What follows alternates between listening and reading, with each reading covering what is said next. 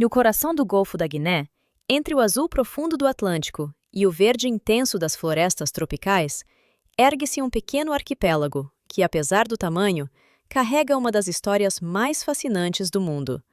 São Tomé e Príncipe. Duas ilhas irmãs, separadas por mar e unidas por destino. Um destino de descoberta, dor e coragem. Hoje, vamos percorrer juntos o caminho do tempo, desde os primeiros navegadores que aqui chegaram, até a libertação de um povo que transformou sofrimento em liberdade. Esta é a história de São Tomé e Príncipe.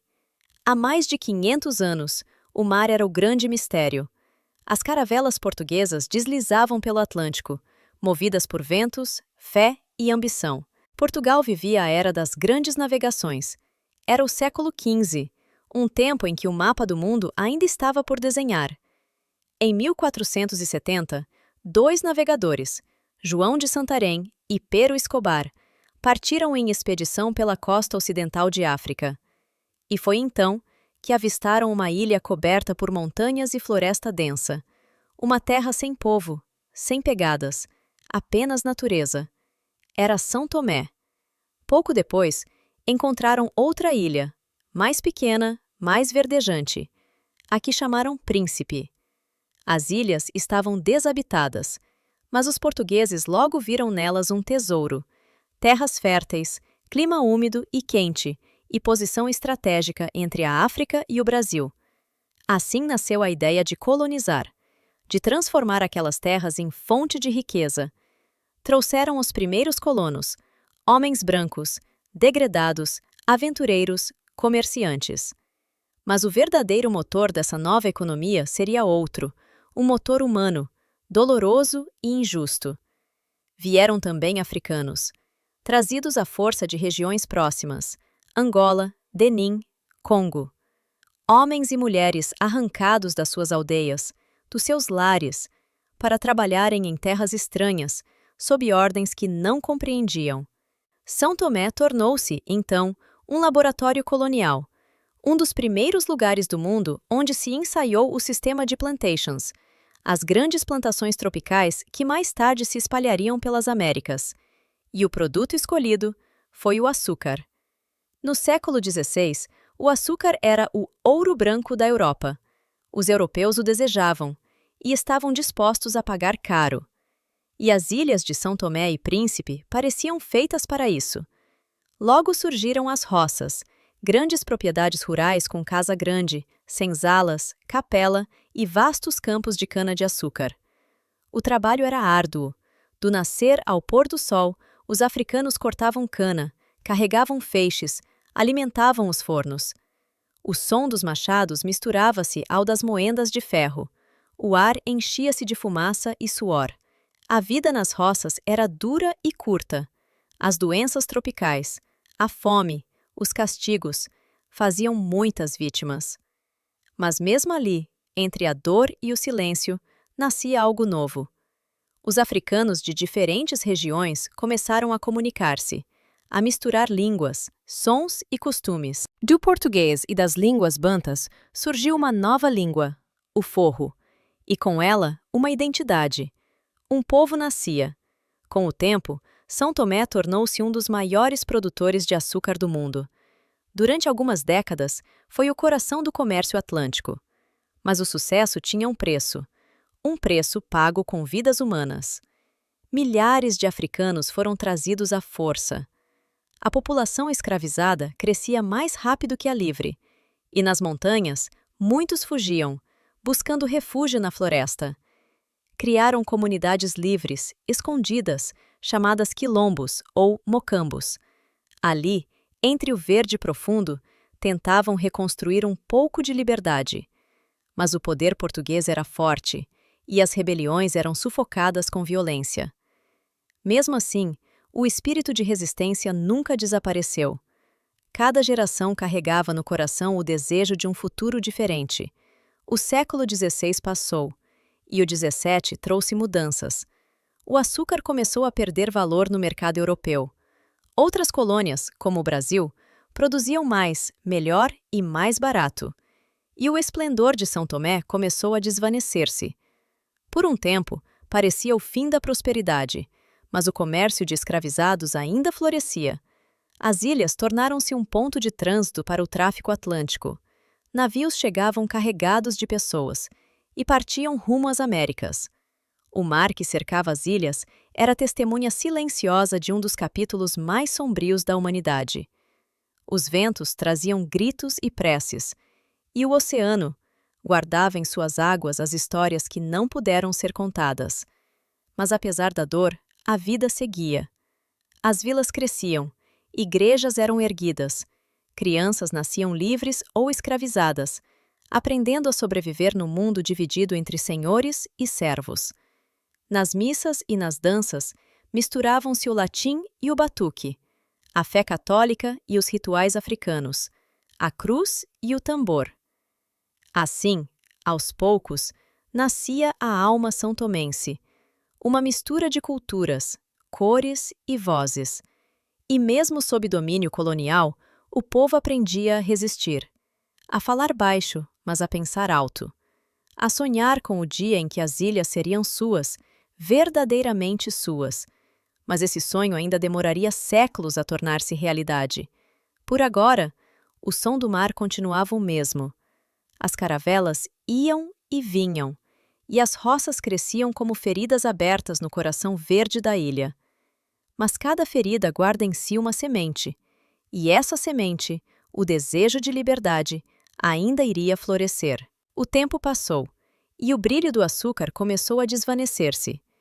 O século XVII trouxe novas rotas, novos impérios, e São Tomé, lentamente, deixou de ser o centro do comércio. As roças foram abandonadas, muitas transformadas em ruínas cobertas pela vegetação tropical.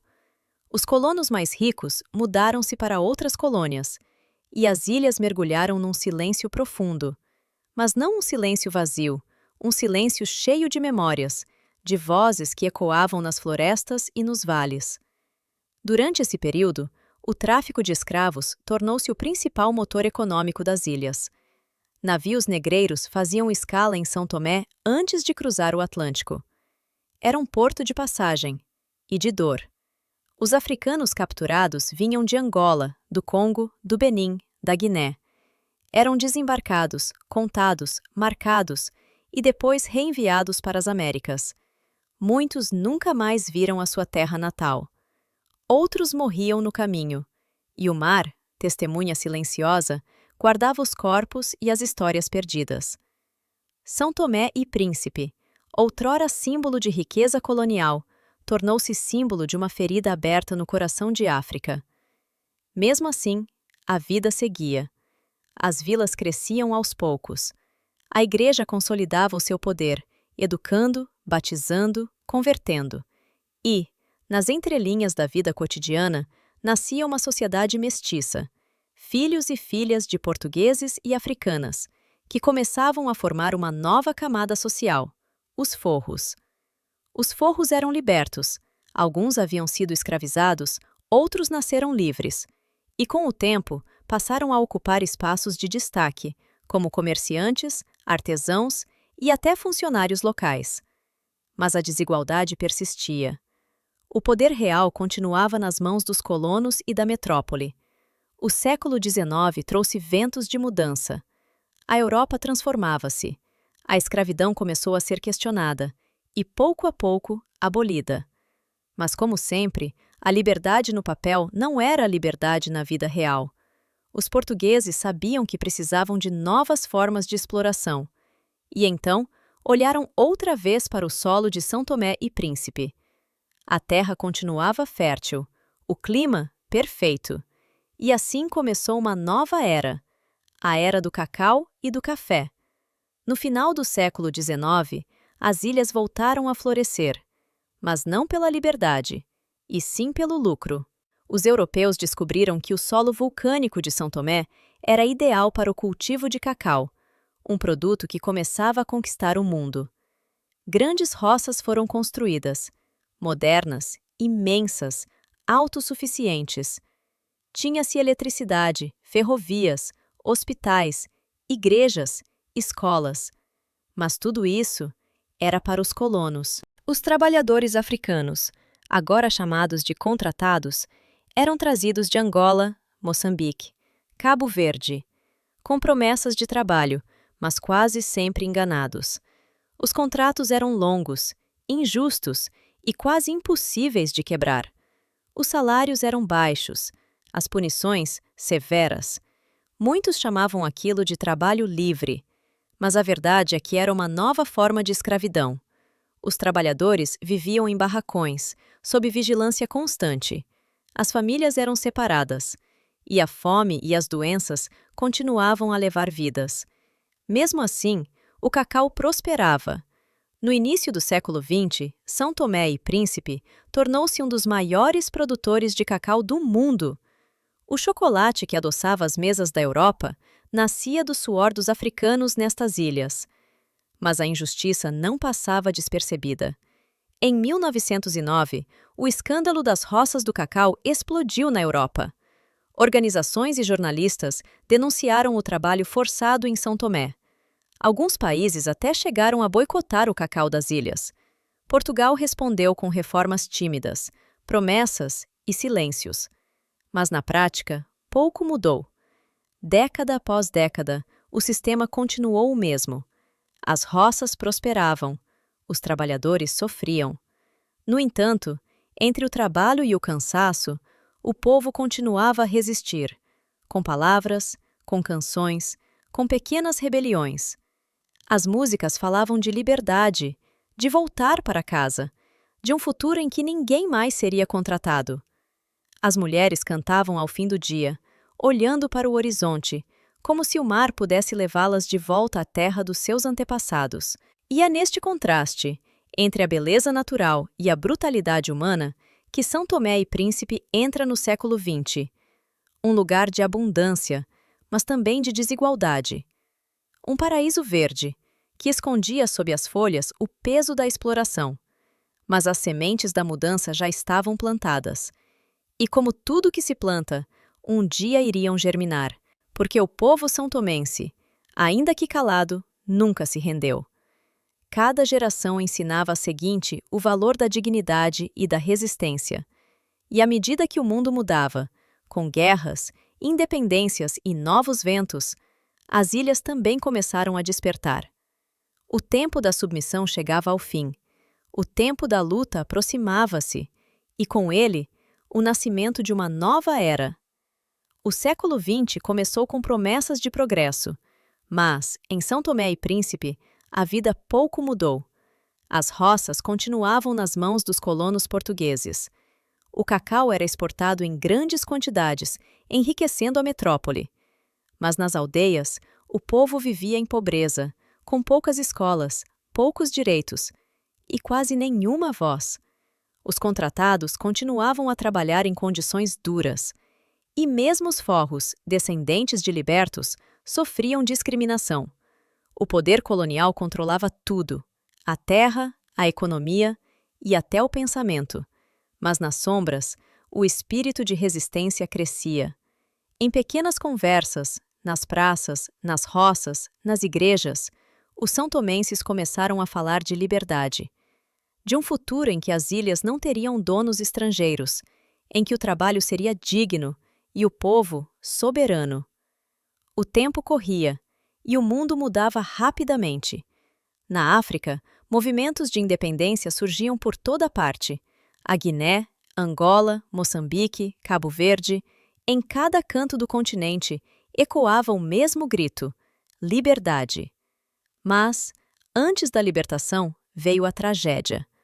O ano era 1953.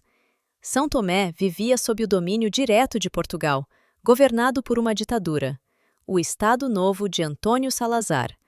Os colonos locais queriam ampliar o controle sobre a mão de obra. Rumores começaram a espalhar-se de que o governo planeava obrigar o povo forro a trabalhar nas roças, como contratados. Para o povo são-tomense, isso era inaceitável. Tinham nascido livres e não aceitariam ser tratados como escravos. A tensão cresceu. Pequenas manifestações começaram a surgir. Os colonos reagiram com medo e violência. E então, o inevitável aconteceu.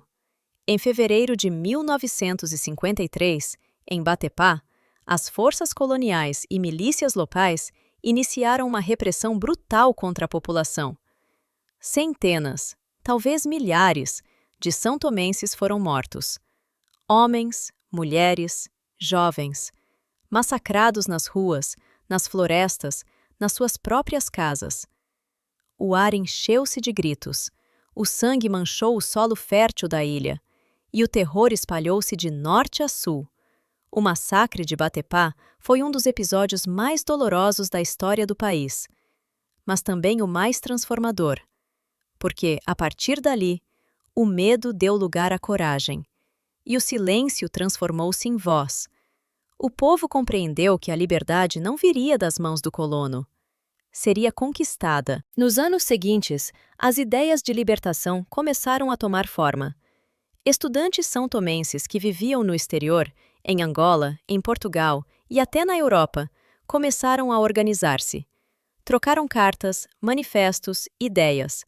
E dessas conversas nasceu a semente do movimento que mudaria a história das ilhas. Em 1960, formou-se oficialmente o MLSTP, Movimento de Libertação de São Tomé e Príncipe. O MLSTP nasceu da união entre intelectuais e trabalhadores, homens e mulheres que acreditavam que a independência era um direito e não um sonho distante. Entre os seus líderes estavam Manuel Pinto da Costa, Miguel Trovoada e outros jovens comprometidos com a causa da libertação africana. Sem armas, sem exércitos e com poucos recursos, lutaram com palavras, com ideias e com a força da unidade. A rádio, os panfletos e as reuniões secretas tornaram-se as armas da resistência. Enquanto isso, o Império Português começava a enfraquecer. As guerras coloniais em África desgastavam Portugal. E o povo português, cansado da ditadura, também começava a desejar mudança. O vento da liberdade soprava, ainda que distante. E em São Tomé, esse vento era acompanhado por uma fé silenciosa. As mães contavam às crianças histórias de coragem. Os jovens aprendiam que a pátria era mais do que uma palavra. Era o direito de viver em paz, de trabalhar com dignidade, de ser dono da própria terra. Antes de continuarmos esta jornada pela história de São Tomé e Príncipe, aproveita para deixar o teu gosto neste vídeo e subscrever o canal. Isso ajuda muito o nosso trabalho a crescer e a levar mais histórias de África ao mundo. O teu apoio faz toda a diferença. Na década de 1970, os sinais tornaram-se mais claros. O regime colonial estava perto do fim. Os países africanos libertavam-se um a um, e os são-tomenses sabiam que a sua hora estava próxima. O MLSTP intensificou as negociações, buscou apoio internacional e preparou o caminho para o momento histórico que viria em breve. O massacre de Batepá permanecia vivo na memória de todos, não apenas como dor, mas como símbolo. Símbolo de que o povo são-tomense, mesmo pequeno em número, era grande em espírito.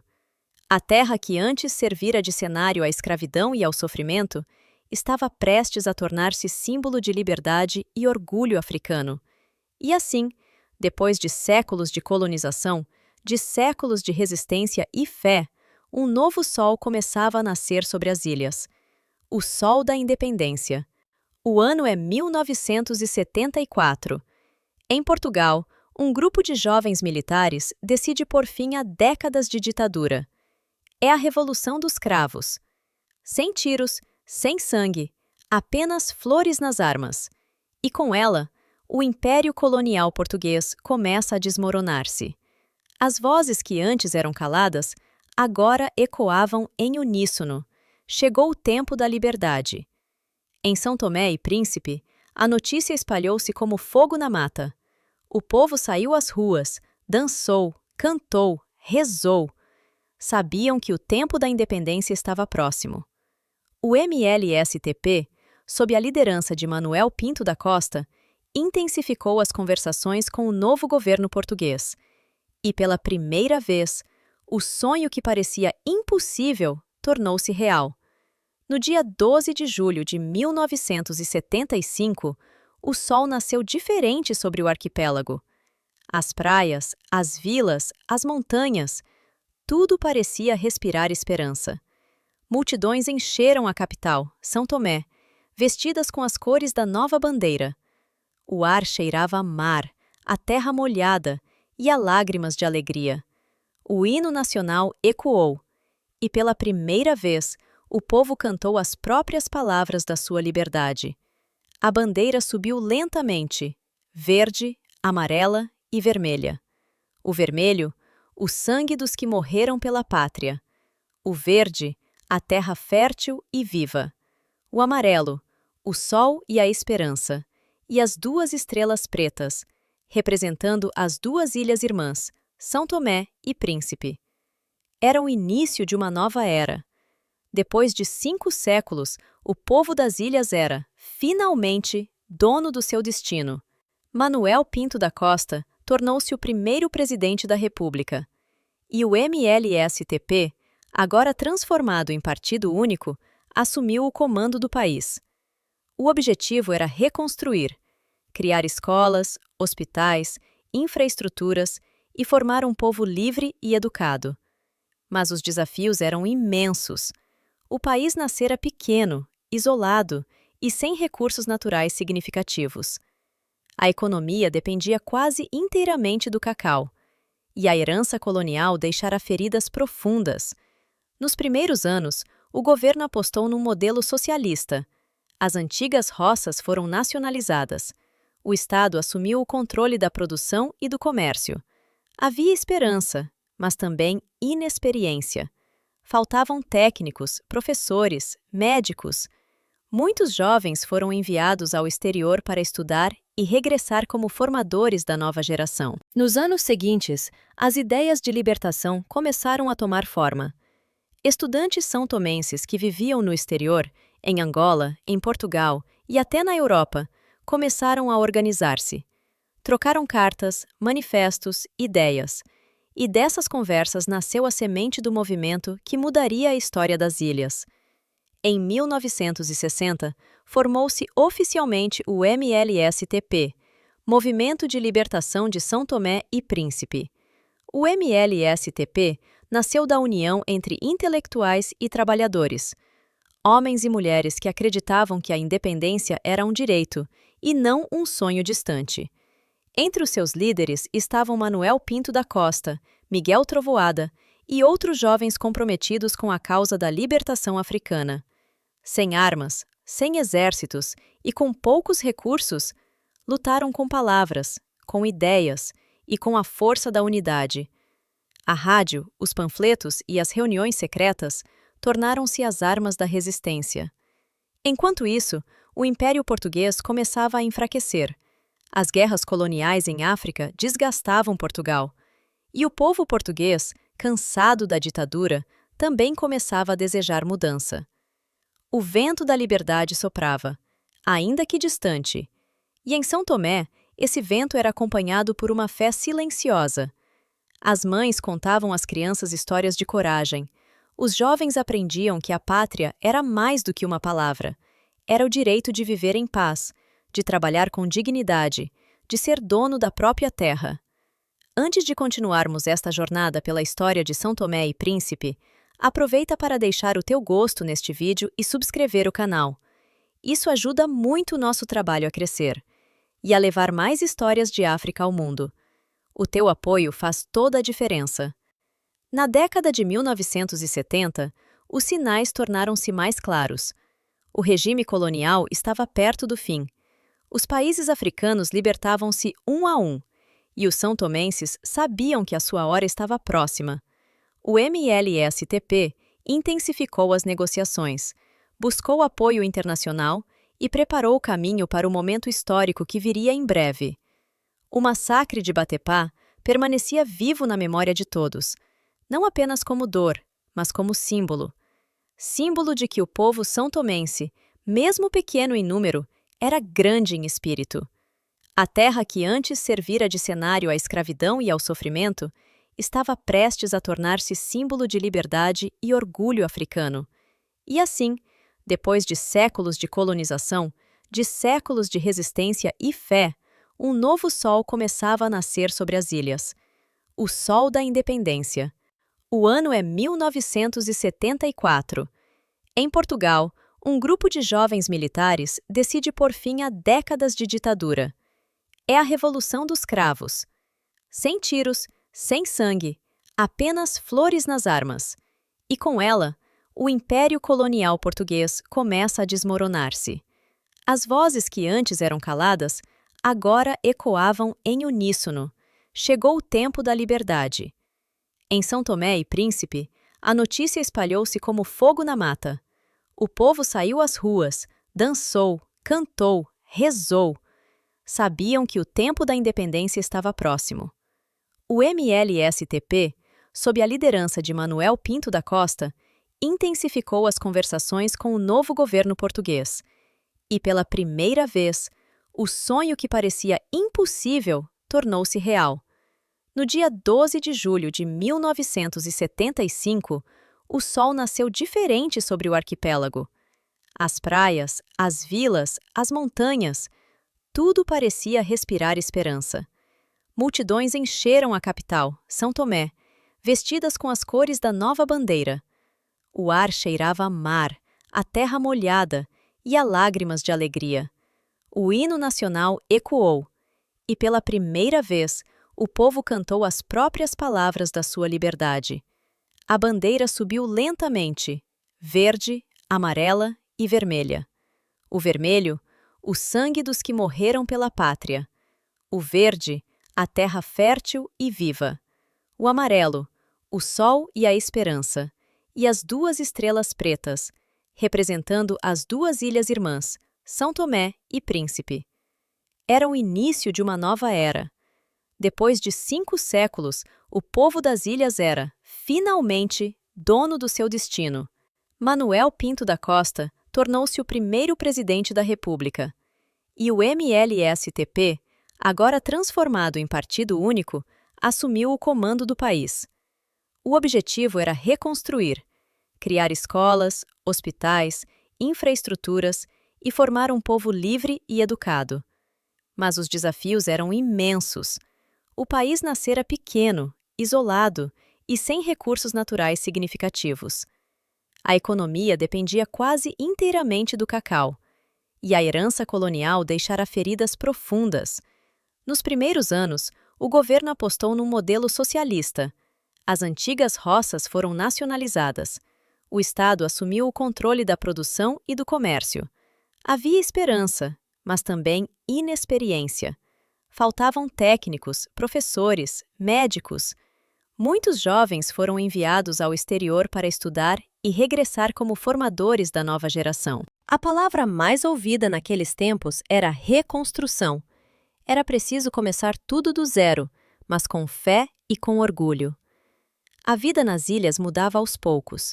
Surgiam escolas nas aldeias, programas de alfabetização, campanhas de saúde. O país respirava um ar novo, cheio de promessas e de sonhos. Mas a economia fragilizava-se. O preço do cacau, principal produto de exportação, começou a cair no mercado internacional. E as dificuldades multiplicaram-se. Mesmo assim, o povo resistia. Sabia que a liberdade verdadeira não se constrói em um dia, e que cada passo, por pequeno que fosse, era uma vitória. Nos anos 1980, as dificuldades tornaram-se mais evidentes. O isolamento geográfico, a dependência de importações, a falta de infraestrutura, tudo pesava. O país começou a receber ajuda internacional. Mas com ela, vieram também novas exigências e pressões políticas. A juventude, porém, mantinha viva a esperança. Falava-se de futuro, de cultura, de identidade. A música, a literatura e a arte floresciam como forma de resistência e de orgulho nacional. Os ritmos locais, como o tiloli e o ussoa, renasciam com força. As histórias antigas, contadas ao som dos tambores, tornavam-se símbolos da alma são-tomense. O povo começou a olhar para dentro, a redescobrir-se, a afirmar-se. E lentamente, o país encontrava o seu caminho. Na década de 1990, uma nova onda de mudança chegou. O mundo transformava-se, e São Tomé e Príncipe também. Depois de anos sob um regime de partido único, o país decidiu abrir as portas à democracia.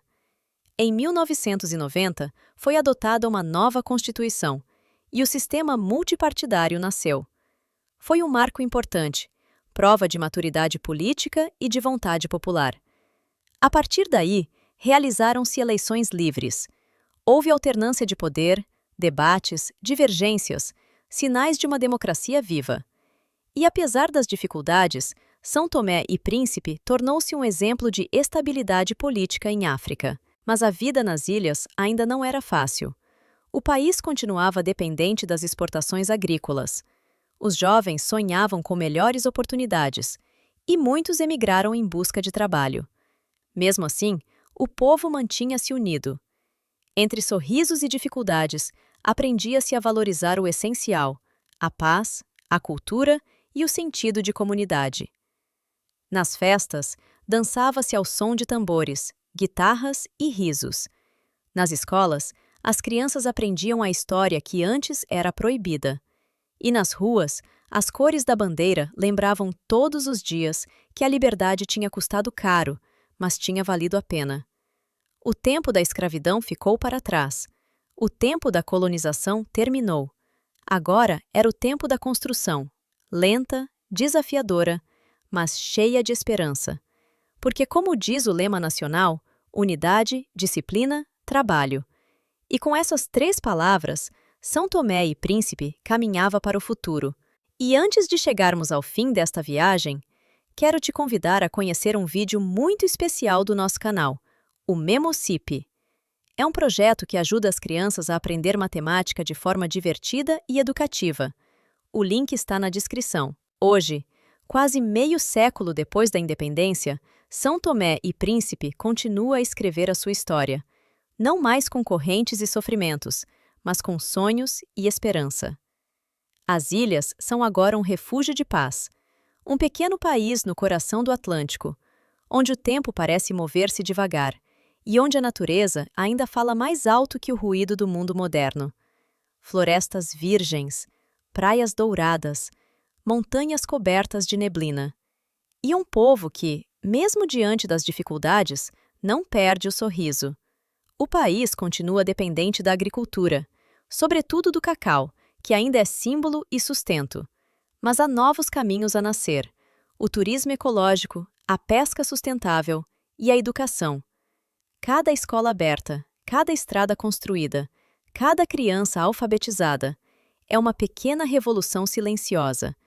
E quando olhamos para trás, vemos o quanto mudou.